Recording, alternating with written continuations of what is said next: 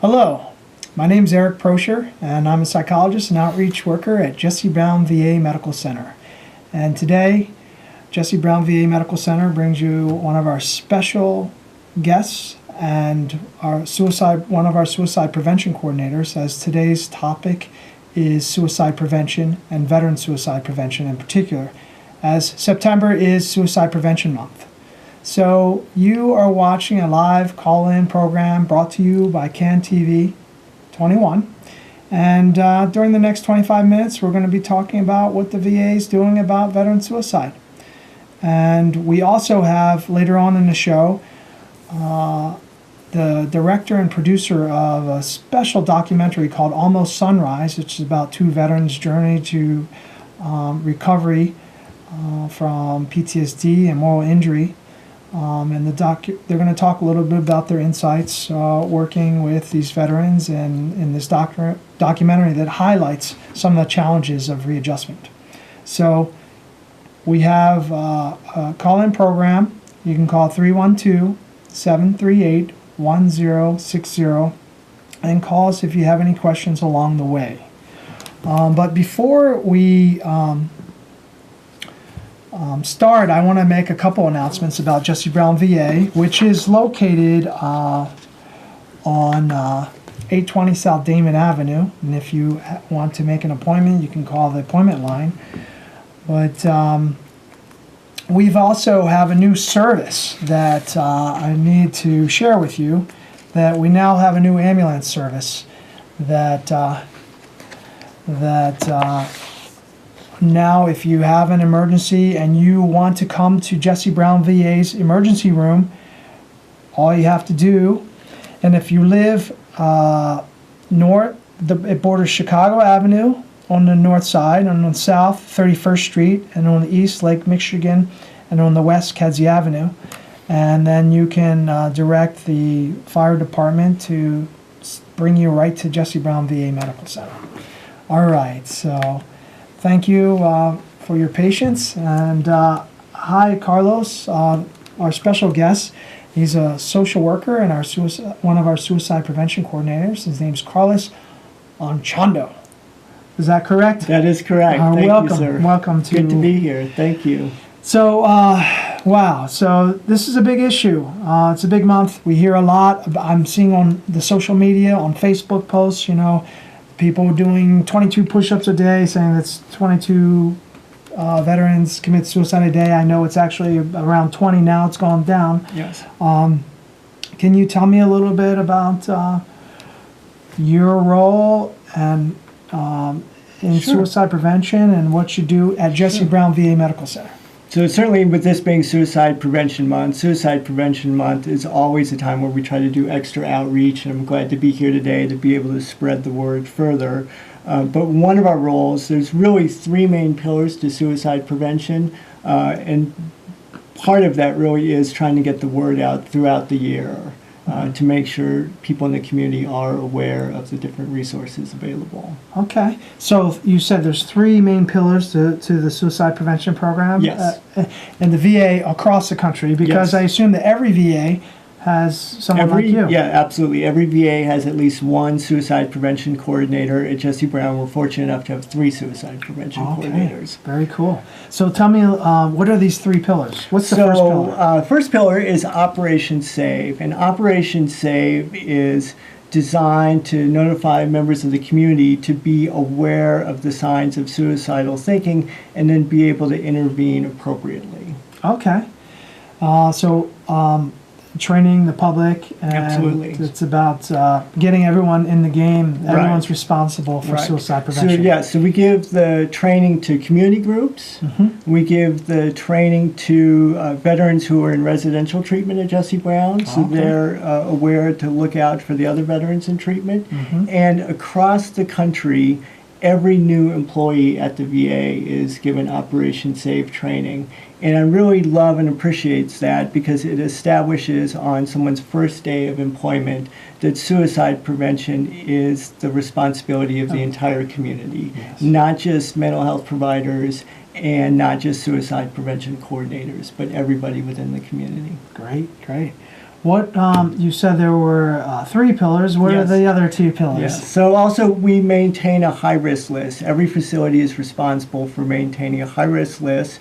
So typically it's veterans who have had a recent suicide attempt or other individuals with significant suicidal ideation and risk factors.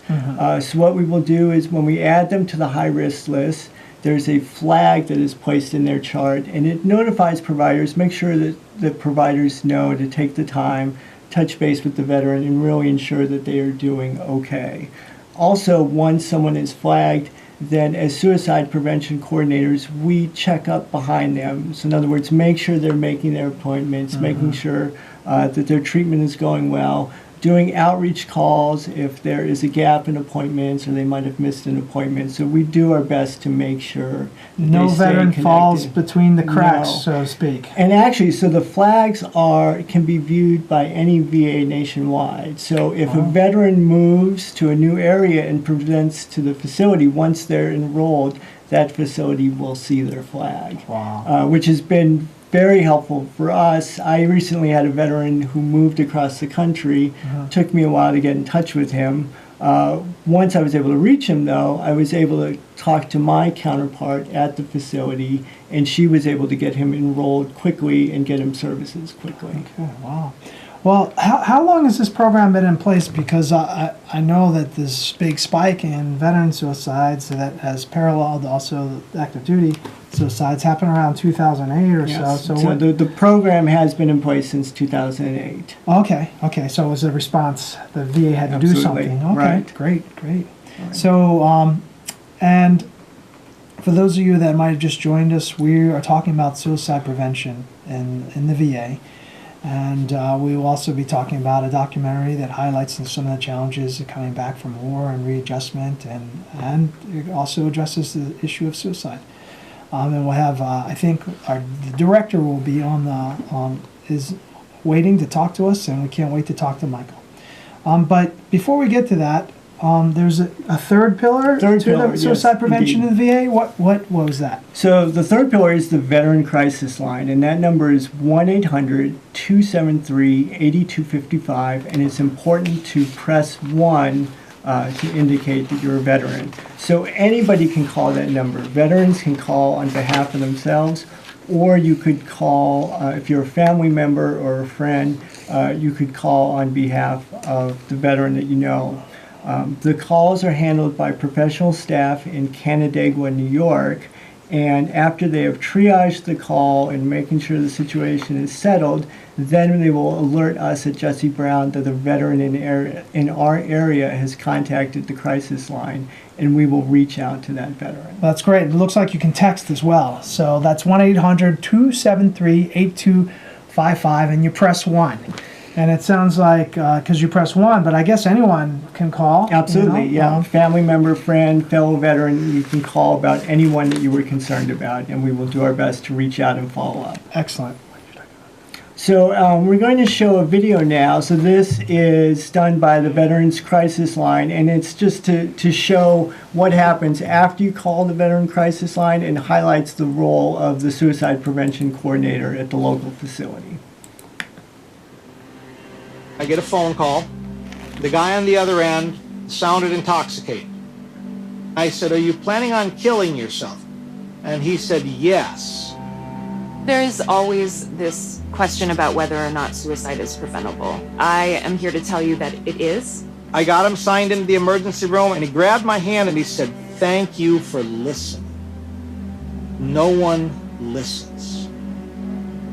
He's still with us. A suicide prevention coordinator is the local expert on veteran suicide. They range from being nurses to social workers to psychologists. When veterans call the crisis line, they will talk with a responder who can then set them up with their local suicide prevention coordinator. SPCs are the back half of the Veterans Crisis Line. The goal of what we do is to meet people where they're at in that really horrible moment and get that person with a long-term provider. You got to be passionate and caring to make a good SPC. I received counseling after I got out of the Marine Corps. having been through that experience and knowing that it works for me, I'm a firm believer in what it is that I do. So when a veteran comes to me and says, you know what, Gare, if it wasn't for you, I'm pretty sure I'd be dead, I get a chill up and down my spine. That just warms my heart because I live and breathe suicide prevention. I lost a great dear friend and colleague to suicide. When we posed for a picture, he would put his hand on my shoulder. And I sometimes feel it, that he's there, and he's reassuring me that, Gary, you're doing the right thing. You're giving my life meaning by saving lives. There are 300 suicide prevention coordinators serving 22 million veterans. I connect them with resources inside the VA and outside in the community. In the hospitals, in the churches, family members, suicide prevention is everyone's business. The impact can ripple for years. It's not just that one veteran we've saved. It's kids, mother, father, brothers, sisters, friends. We try and talk to family and friends just as much as we talk to the veteran themselves. If you're concerned about a veteran, tell them about the VA Suicide Prevention Program. Tell them about the Veterans Crisis Line. It's really easy to find a suicide prevention team in your area. Just go to veteranscrisisline.net. If you call, we will work on this together. I've got your back. We've got your back. I think my dad would be very proud of me. I want to see a world that veterans don't think about suicide and it's not an option, and they know they can come to the VA and get care and talk to Renee Brown, because I would take good care of them.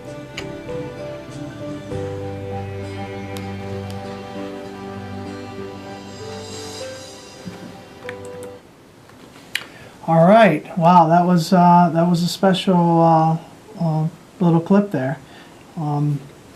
So those of you that have just joined us, my name is Eric Prosher. I'm an outreach psychologist, and this is Carlos Anchondo, who is one of our suicide prevention coordinators, and we represent Jesse Brown VA Medical Center. And we're talking about suicide prevention. And on our line, we have a special guest. His name is Michael Collins. He directed this documentary that I bet you will be award-winning, and it's called Almost Sunrise. And why don't we bring Michael on there, and we're going to show a clip about 2.5 minutes of Almost Sunrise, and then we'll start a conversation about that.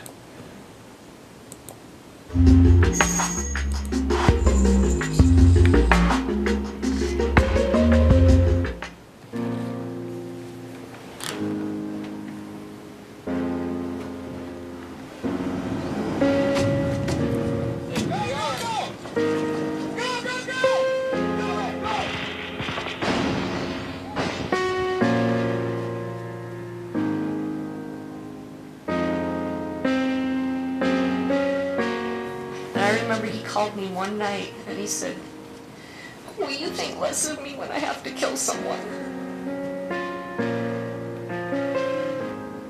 The scary part is we don't know what's coming home to us. He just said he didn't want to be a Marine anymore, and that's when my son shines. It really came to me that I needed to do something now, quickly, to help myself. They plan to walk about 2,700 miles. I think in this country, the image of the warrior has taken on more the direction of G.I. Joe. You deal with whatever comes up in a manly way, and you don't deal with what might be going on inside. I don't want to do anything. I don't want to take another step. Walking is forcing yourself to take the time to be with yourself. After surviving a war, we see them drink themselves to death, we see them overdose, we see them commit suicide, and we've got to stop that.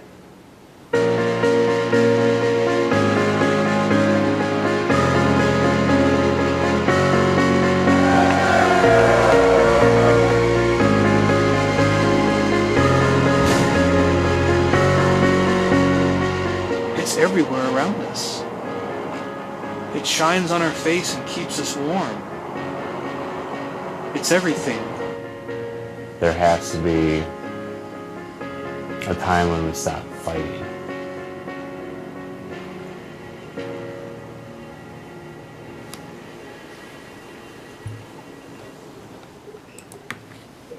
All right. Wow. So that was Almost Sunrise. And if you have just joined us and seen this segment, Almost Sunrise is a documentary about two veterans that are struggling after coming back from the war zone. And they walk from Wisconsin, Milwaukee to California.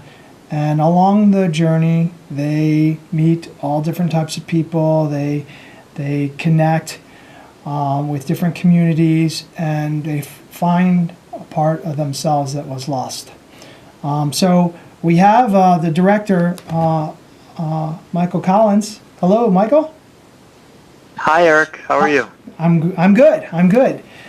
So I had the opportunity to meet you and watch this powerful documentary.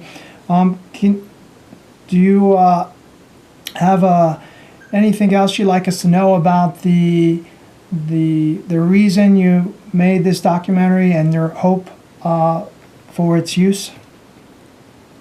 Well, this actually sparked from some volunteer work I was doing for a veterans organization. I was flying around the country interviewing veterans about their experience going through the Power Breath workshop from Project Welcome Home Troops. And I was meeting a lot of vets of all different ages. And there was one moment when someone kind of casually told me that 22 veterans were taking their own lives every day.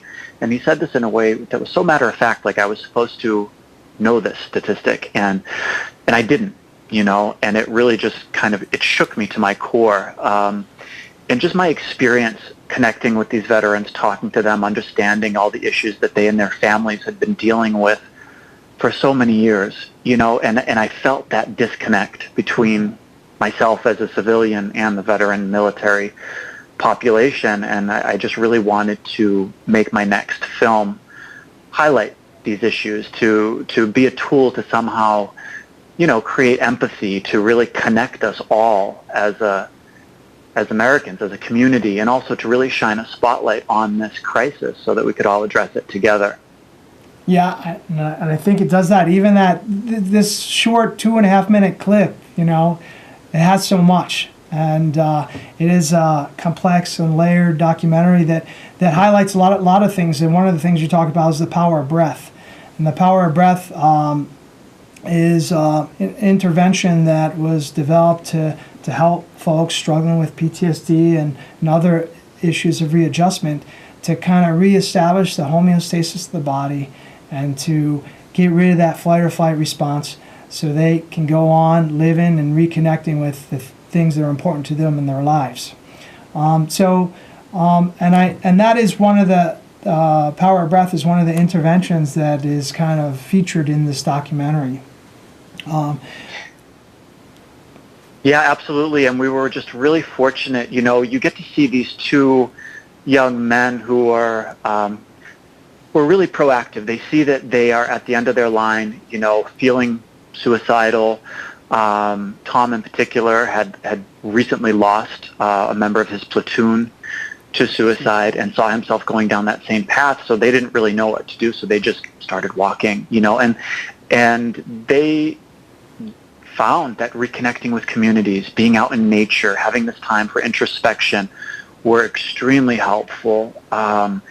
Anthony, who's there's Tommy and Anthony. Anthony really responded well to the walk, and I think it really helped Tom a lot, but he wasn't quite where he wanted to be. He still had some healing to do, and that's why at the end of the walk, he actually got to go through this workshop, the Power Breath workshop, and we captured on film, I think, just such a remarkable transformation. You know, we really got to see how effective this treatment was or can be.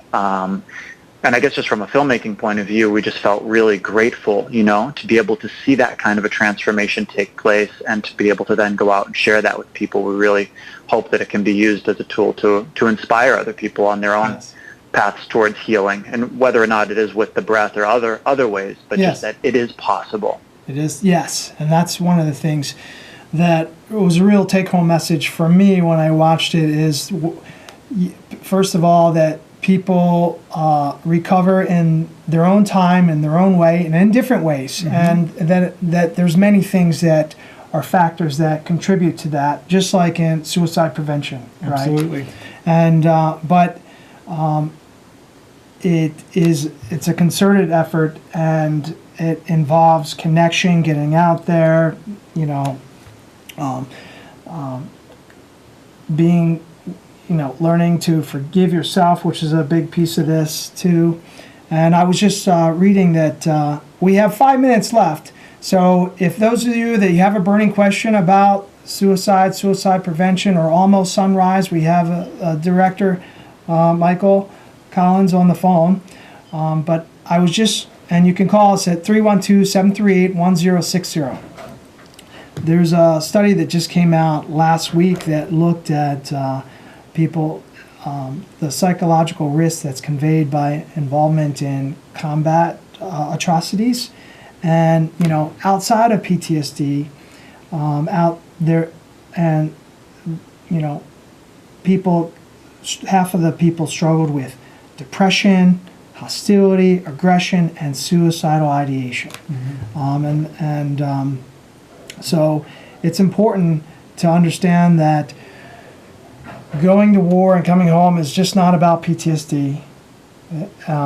It's not just about traumatic brain injury, or the two most popular kind of signatures of these war zones, but there's a whole range of readjustment issues. But there is help, and that's why the VA's here. But guess what?